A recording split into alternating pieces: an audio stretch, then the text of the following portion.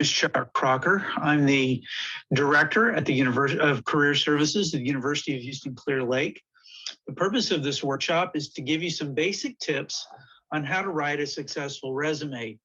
When I say a successful resume, probably the best success that a resume can give you is two or threefold. One is to enable you to kind of get past the initial screening of a recruiter or a manager. I think it's important to understand that when a recruiter or manager is looking at your resume for the very first time, they're typically looking for reasons to exclude you from the candidate pool. They're trying to really reduce the numbers. So you want to think of it in terms of getting that resume through so that the employer can see the things that will motivate them to keep you in it. The other aspect of the resume is it's your calling card. It's something that the employer can look back at and see, what your background is, what your qualifications are, what your relevant experiences are.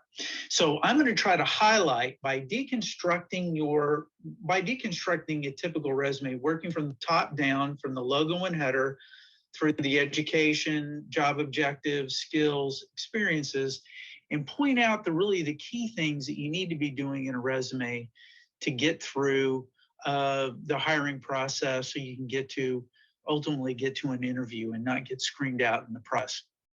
So let's start with these basic resume principles. First of all, it's important to know that an employer will read your resume no longer than 15 seconds. The most I've ever heard anybody say that they'll read it for the very first time is 30 seconds. That's not very long. So you want to make sure that the things you want the employer to see, the key points about your background and experience are going to be seen in those split seconds. And so we're going to talk about that. There's some things that I'm going to point out, sections of your resume, key points of information that you really, really want to make sure you get right. Because if you don't get it right, you stand a chance of getting eliminated. Standard fonts. Well, there's more fonts than what I've listed here on the screen, but you want your font size to be no less than 11 points or 10.5 to 12 points. Times New Roman, Arial, Calibri, Verdana are all good fonts that are easy to read, that are standard, and will get through the applicant tracking system that our employer has. Question I get all the time is bullet point number 3. Does my resume have to be 1 page or can it be 2? I think if you are looking at this video and you are a business major, you should try to keep it at 1. If you are in the sciences, such as biology or chemistry, it could be 1, it could be 2 pages. If you're psychology, anthropology, one of those fields is going into the academic world or going for graduate school, length of page doesn't matter that much. If you're looking at this and you're an education major, you really should get it to 1 page. But here's the really important point to this whole thing about length.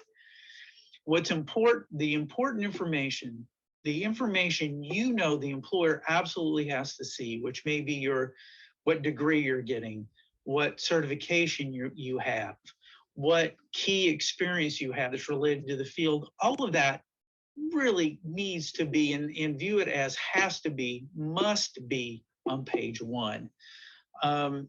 Information that's a little less relevant, important but less important, can wind up on page 2 and you'll be fine. The final principle that I want to touch on real quick before we begin to kind of break this document down is the resume really needs to have a focus. It needs to be pointing in a particular occupational field or direction. It should not be it should not be the same resume for 20 different occupations. You need to have a resume, maybe 3 or 4 or 5 different resumes that get to a specific occupation. So that's something that I'm going to address here. There's some things that you can do in the way you format it, how you label your section headings that will help get a career focus. But you really need to have a second, third set of eyes looking at it to see if they know what you're looking for. Before we begin to break down the resume a little bit further, I want to show you this slide because I think it's real important. It's the latest data coming out of the National Association for Colleges and Employers. And they do a survey annually where they ask about 1,000 employers what they look for, what attributes they look for in a candidate's resume.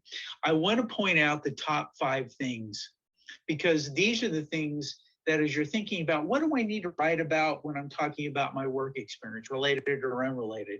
What are some things I need to be referring to? If you bring out work that you're doing in college or work that you're doing as a volunteer, what are some things that would interest an employer? Well, we know this, employers looking for people who are problem solvers.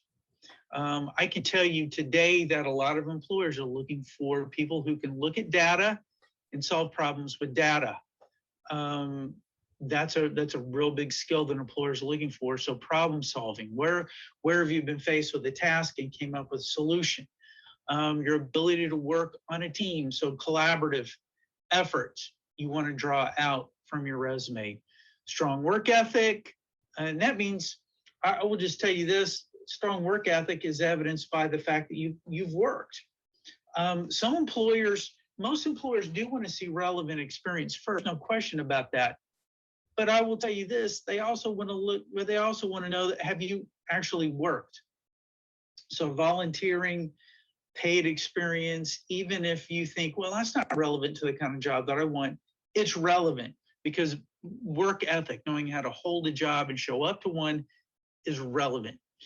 Analytical, quantitative skills, we talked about that. I think that's tied into problem solving skills. Communication, which is written skills, writing skills, leadership, verbal communication skills. Those are all things that employers are looking for. That's kind of in the top 5, 6, 7. Initiative, detail oriented. You can see some of the things that are up there, but the main things are in this top 5 group.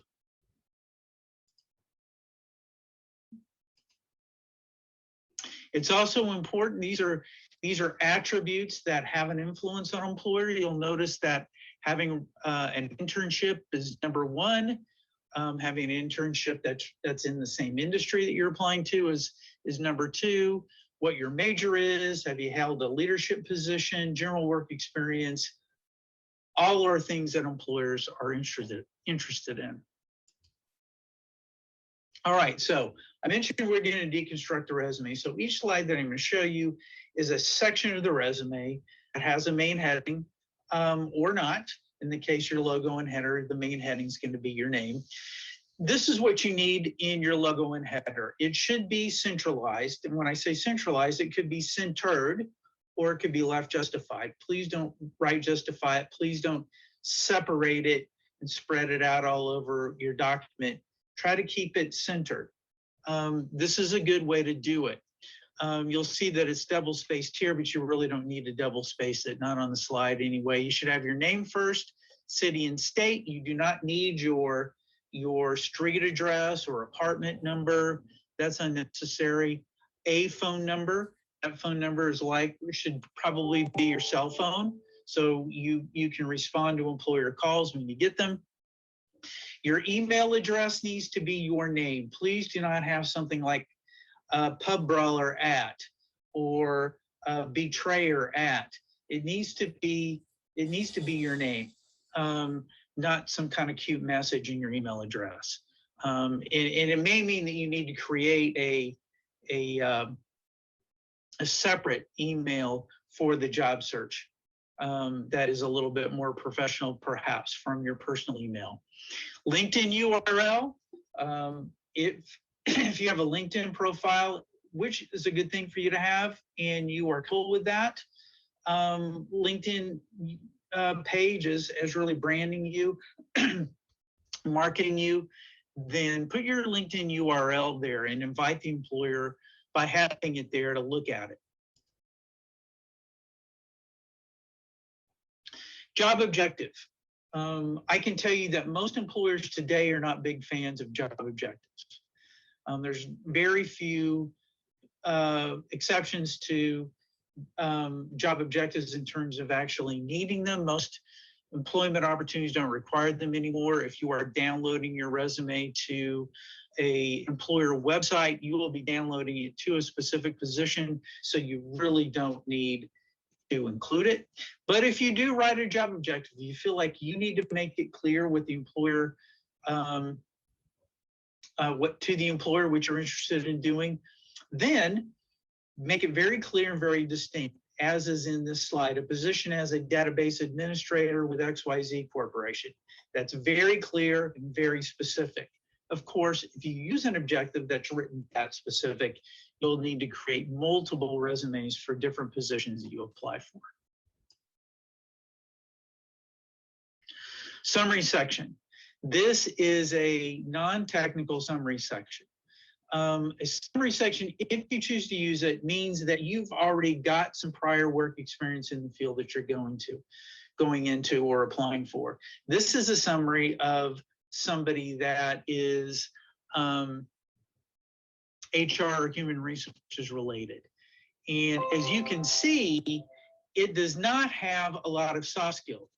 It has instead mostly hard skills, or skills that, when we say hard skills, that are directly related to the field. Hard skills can be computer skills. They can be, in this case, employer compliance or legal information, or specific training and development models that this person knows, but you're not going to see something that says hardworking or high energy.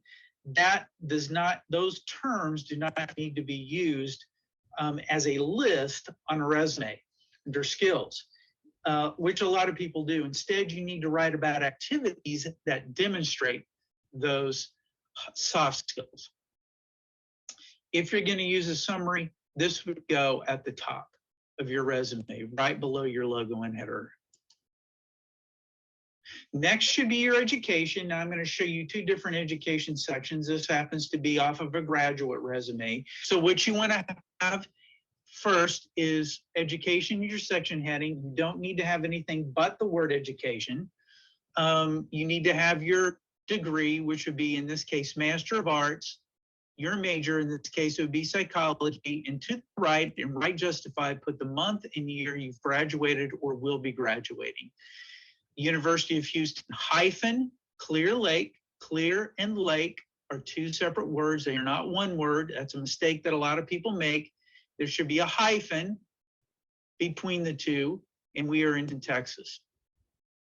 Same format for undergraduate, Bachelor of Arts, which would be your degree, Behavioral Sciences, which is a major, month and year of graduation. This is another example. This is accounting. So again, Bachelor of Science is the degree, accounting is the major, month and year. In some instances, some people will put their minor. I don't have that on the slide, but you could always put that as the third line right here and put minor, colon, finance. J is a good thing for those of you in business. GPA, what's considered a good GPA is anything above a 3.0 or above. If you are below a 3.0, you should leave it off. Now, this is from an industrial organizational psychology degree, but I do want to show this to you because some of you may need to do this. If you do not have experience in the field that you're going into, but you've got some project work that you've done, either in graduate school or your undergraduate work, regardless of what your major is, it's good to include those projects. Now you can label it academic projects or information technology projects or business projects, whatever the discipline is that you're going into in the field that you're going into, you can give a label, or you can simply call it academic projects. It's your choice. Put where you did the projects at. So in this case, it's the University of Houston Clear Lake. Put the title of the project, where you did the project at. In this case, these projects were done in partnership with an employer. That may not necessarily be the case with some of your projects. It may simply have been done in the class for the class. not also done with an employer. So if that's the case, you would simply have the title, job analysis, or research statistical analysis, or consultant in change management, and then you would describe what you did. Use bullets and start with action verbs, which we're going to talk about a little bit more. Now, why have this? Because many of you listening to this video will not have had experience in the field that you're going into, except for the work that you're doing in your college practice or that you're doing in your college work. Projects are a good way to tell an employer, communicate to an employer, I have experience, but it's been through my university or college experience, and that's perfectly fine. Market the experiences that you're getting in the classroom.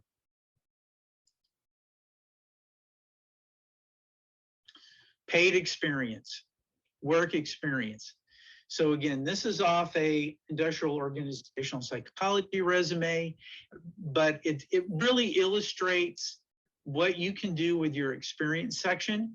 So with your experience section, and this is about it, but the section headings can be compartmentalized to where you don't have just one work experience category, but you have multiple experience categories to highlight maybe an internship or volunteer experience that gave you experience in the field, even if it wasn't paid, so that you can really emphasize that to an employer. I mentioned that your resume needs to have focus. Well, this is a good way to give focus to a resume, to where you can tell an employer the kind of experience you have by giving it a label. In this case, organizational development experience. This person could have called it human resources experience, and would have emphasized to the employer, I'm interested in HR. What you need to have, and then, so you'd have OD experience here, and then you'll notice the additional experience is for unrelated work experiences. And the word additional is a good word to use. A lot of times people will use other, but other sounds sort of dismissive. Additional does not, and so it's a good term to use. So you'll notice how it's formatted, so kind of a compartmentalized experience section. Then what needs to be there under the experience section? Well, first of all, you should have the name of the employer, in this case, Asset Performance Network, city and state or location, Houston, Texas. It's important to have your title, which in this case for this individual was intern, and dates. You should always, and this is really more of a must than a should, you really need to use a bulleted format rather than block paragraph. Always, always start your bullets or your sentences with action verbs. You'll notice that on this sample, this was from March 12th to present. So the action verbs are present tense. Under additional experience for past jobs, they are past tense: provided, maintained, assisted, took, secured, followed, or followed up with. So make sure your tenses are accurate. This is one of the biggest mistakes people make, is when they don't update their tenses. And for an employer, that would be a typographical error, which may get you eliminated from consideration. Make sure you use full sentences. When you can, try to bring out numbers, like for instance here, for this person as a student assistant at Sam Houston, this person wrote provided office support and coordinated schedules for 5 to 10 professional staff. Try to give numbers when you can. Took outbound calls, 200 to 300 a day.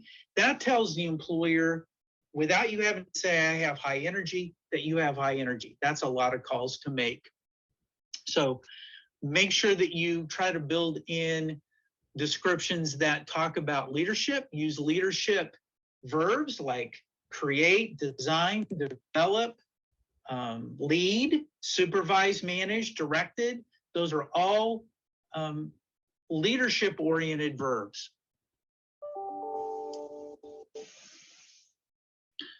This is another example of a compartmentalized experience section. This case is information technology. working as a help desk coordinator, MIS intern at Schlumberger. So again, you'll notice everything has an action verb. Identify numbers like manage 6 computer lab assistants, trained employees and students on various software systems.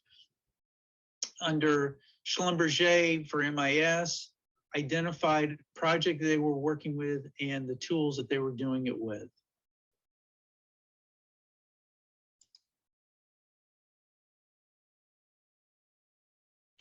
Again, another example in this case, it's accounting, but you'll notice the verbs that are done used. For instance, with accounting, reconciled 85 accounts between General Ledger and Oracle Monthly. That tells an employer this is the size of the accounting work that I was doing. All right, that's the experience section. Now we're coming towards the end.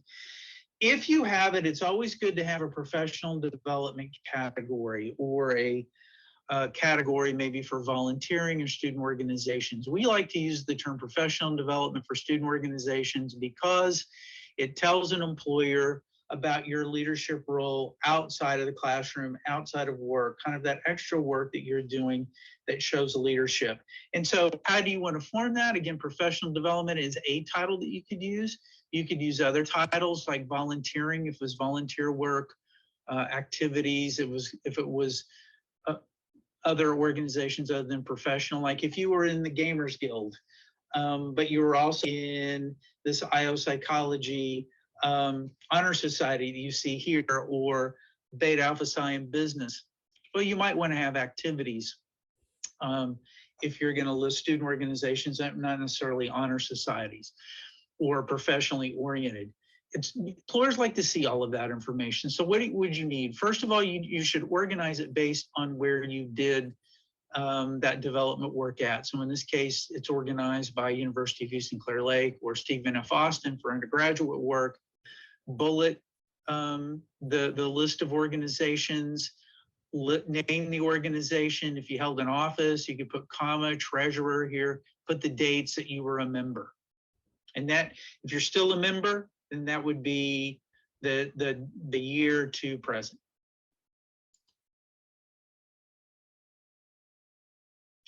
Some additional sections you might want to think about. You might want to think about any kind of conference presentations or publications you were involved with, any honor societies, affiliations. This again can be professional associations. Those are good things to add. Conference presentations and publications are really good if you did a research project and you presented somewhere at a conference. If you did something like that, that's considered scholarly, and so use the APA 6 citation to put that on your resume. So those would be all the sections that you would include on your resume. There's one more.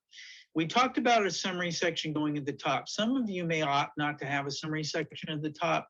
So you should have at the very bottom, closing out your resume would be a skills section. And that skills section would be things, again, for computer skills, maybe language skills that you can also include. You could also include certifications if you have CPR certification and different things that you might have. Some of you listening to this or watching this may have a certification in mediation, got through the sociology or anthropology program. You could add that here too. So if you're not going to use this summary at the beginning, a skills section at the bottom is always good to include as well. Those of you who are science majors, you could also include it for chemistry or biology, lab skills. That's always good to include. If you're a teacher, maybe instructional technology skills. So those are some of the keys to successful resumes. Feel free to email career services at uhcl.edu if you're interested in having your resume looked at. The folks that disseminate our emails will get your resume to the appropriate counselor or advisor for review. Happy to answer any further questions you have, again, at career services at uhcl.edu. You can also always call at 281-283-25990. and leave your question, and our front desk people will get you to the appropriate person. Thank you for listening to this video and this presentation, and hope that it's been helpful for you. Thank you very much.